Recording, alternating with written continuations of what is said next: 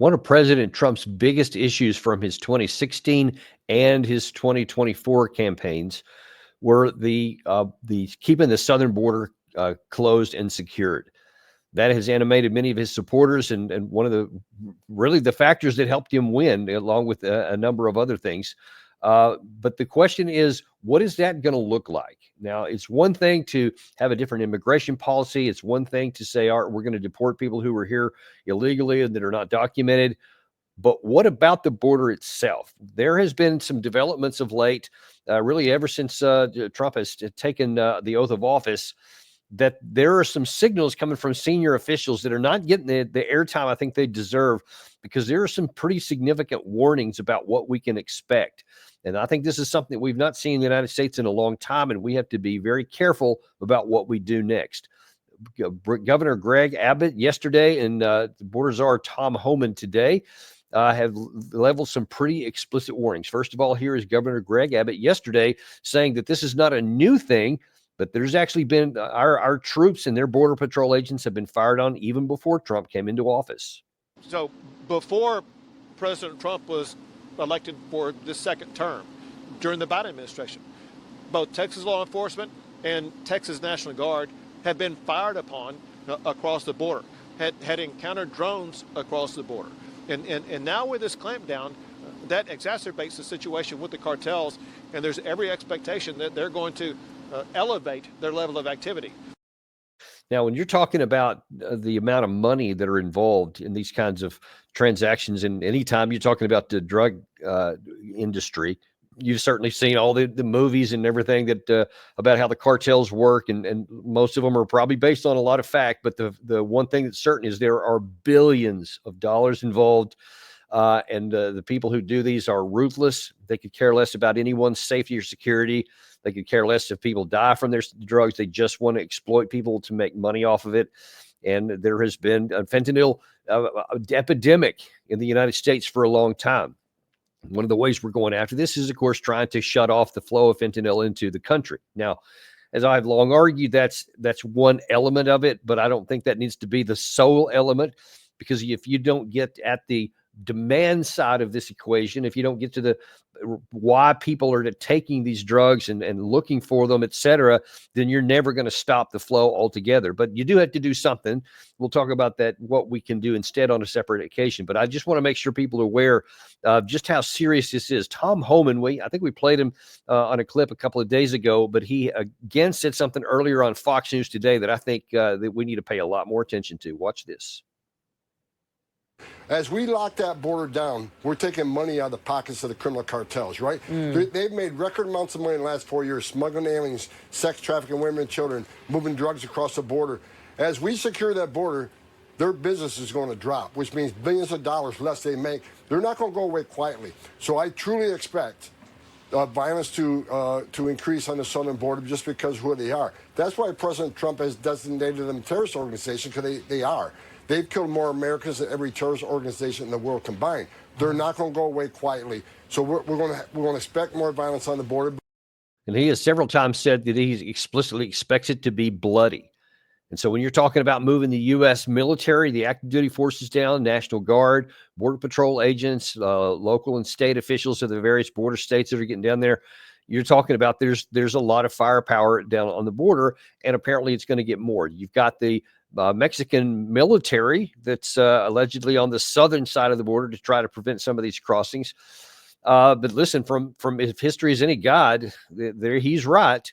You get somebody who's making billions of dollars and you start cutting into their money, they don't take it quietly.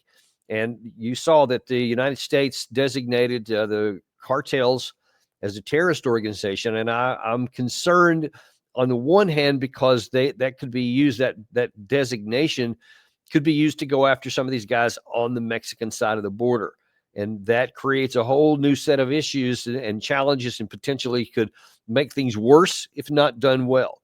Because it's one thing if you start to, you close the border, you prevent them from getting their product in. So you limit how much money they can make, because they have to find other ways to get it to come in, and it's going to be reduced, and some of it will be interdicted and intercepted, et cetera. That's one level of problem. But if you start going after them individually, especially if you go into their their homes, and if you go into where they're actually at and you take lethal military action against them, now, number one, you have some issues with international law because, now then here we're attacking somebody that we claim is a terrorist organization and somebody that's a threat to our country. That's one level. But if they're in another country and we don't have authorization from them to do that, then we are violating their sovereignty. Now, listen, I know most people that in the United States are saying, well, hey, that's their fault. They shouldn't have, the Mexican government shouldn't have housed them. Or that's the fault of the cartels themselves. They shouldn't have been taking on the United States if they didn't want to deal with this kind of stuff. That's one thing. But then that's also the expectation that they're going to take this quietly is another thing that we need to disabuse ourselves with. They're not going to. If you start violence with these guys, they're already very violent. And so far, other than the small number of incidents that Governor Abbott mentioned there could be a whole lot more, and maybe not just at the border. We know for sure that these guys have distribution networks throughout the United States. We need to do everything we can with our law enforcement to find and get rid of these people. Absolutely 100% without question. That needs to happen. That should already have been happening. I don't know why it wasn't before, but whatever. That's just where we are. So let's do what we can to get these networks out of our country and to remove them. That's even a bigger issue maybe than stopping the flow of them, because that's going to be hard. But if you get their distribution networks out, that's going to limit their ability to even bring the drugs in. But because these guys are there, if you start ramping this up to not just a law enforcement and arresting people, or not just blocking things at the border, but by killing their senior leadership, I promise you, they're almost certainly are going to take the fight to our home territory. And you've seen lots of reports and studies and again, dramatizations and movies about what some of these cartels do to the people in Mexico, to the officials in Mexico. There's just horrific kinds of brutal murders that go on there, beheadings, capture and torture of the family members of like judges and law enforcement officials, etc. That stuff happens routinely, and it's a plague that's afflicting Mexico as it is. It seems to me pretty likely that they're going to expand those same tactics to our side of the border if we bring it to their side of the border.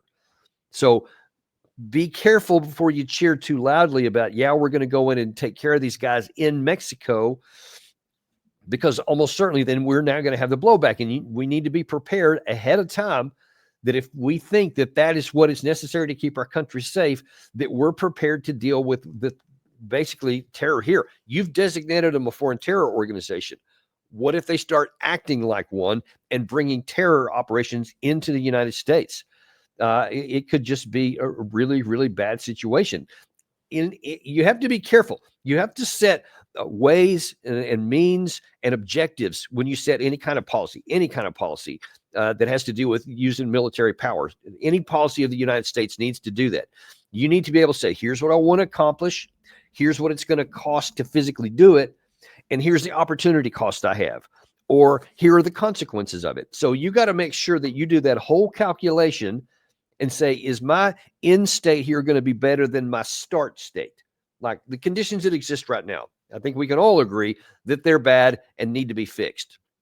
But you need to put solutions in that you can accomplish, that are militarily attainable or through law enforcement, whatever means is appropriate, and that the expected results are going to be improving the United States. And the net is that our country is safer on the other side of this policy than it is on the front side. But if you don't even do that analysis and you start going in with like a bull in a china closet and just stir up a hornet's nest that has weapons of their own, and Greg Abbott mentioned there's even some drones, and from what I've seen from a number of documentaries I've watched about some of the violence in Mexico, some of these guys are outfitted like a military because someone is a threat to them, and they say, well, hey, he was in your country, so yeah, whatever, we're going to do it. And it'll be hard for us to say no to any other country if we're doing the same thing, especially to our neighbor in the South. So that's something we need to be careful. Get the border secured first. So if you take that second step later, you've got a much better chance to prevent them from doing the things that I mentioned here. Though, as I said, and you have to understand this, a lot of those folks are already in our country right now, and you're not going to be able to stop them if they choose to start going on rampaging terror actions and taking these violent steps against American officials.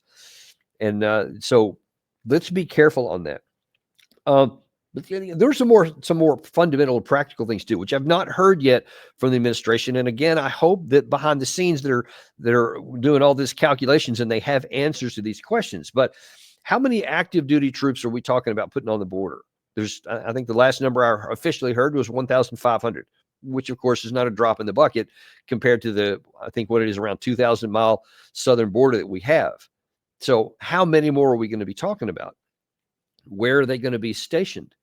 How are they going to be sustained? Are we going to do something commensurate? And I actually have seen on NBC News yesterday that Trump is thinking about, and apparently they're doing planning purposes already, to withdraw about 2,000 troops out of Syria. Of course, on the surface, or just at face value, I applaud that. No matter what else they're going to do, I applaud that. But we would probably need to be pulling troops back from a number of other places too, because our force is not that big. I mean, our army itself is, I think, 470,000, something like that, total force on active duty.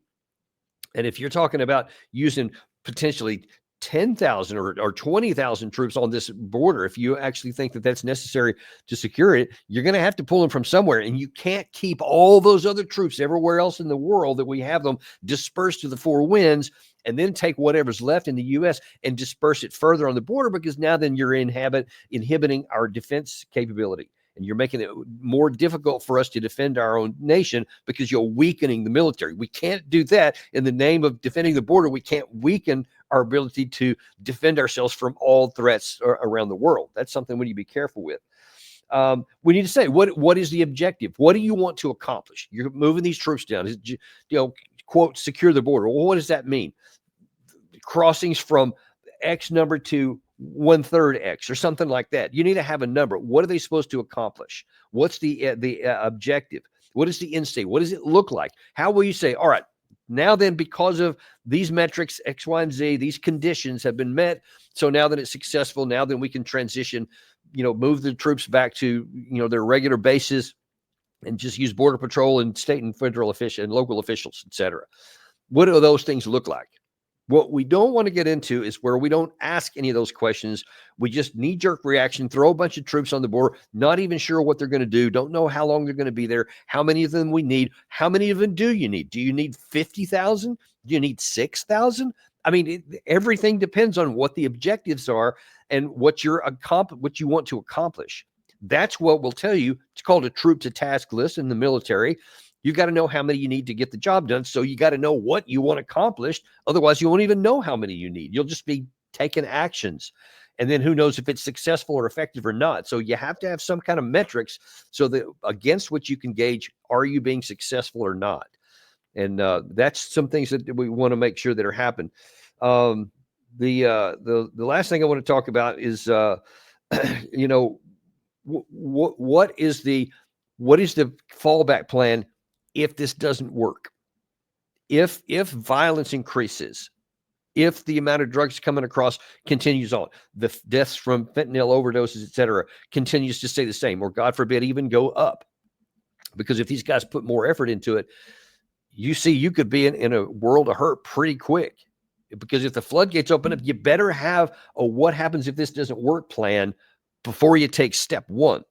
Because again, the last thing we want is for it to be taking all these actions, stirring up the hornet's nest, spending lots of money, diverting our military, if the end state is worse than the current state. That's something we need to be careful of. We're going to continue to take a close eye on this, and we're going to watch it for you, and we're going to be reporting because we want to make sure you're armed with all the information you have and what's true and what's real, just like we do for all these other issues that we were talking about overseas here. The bottom line is we need to make sure our country is safe and secure from any terrorist organization, any drug cartel, anything else. We need to keep our country and our people safe from any kind of illegal drug activity or sex trafficking or any of those children being stolen, etc. All they're very valid missions that we need to have. We need to keep that border safe, but we've got to do it in a way that's sustainable and that is going to make us better and not make it worse. That's your deep dive for this afternoon on this border issue. We'll stay on top of it for you. Thank you very much for watching with us today, and we'll see you on the next episode of Daniel Davis Deep Dive.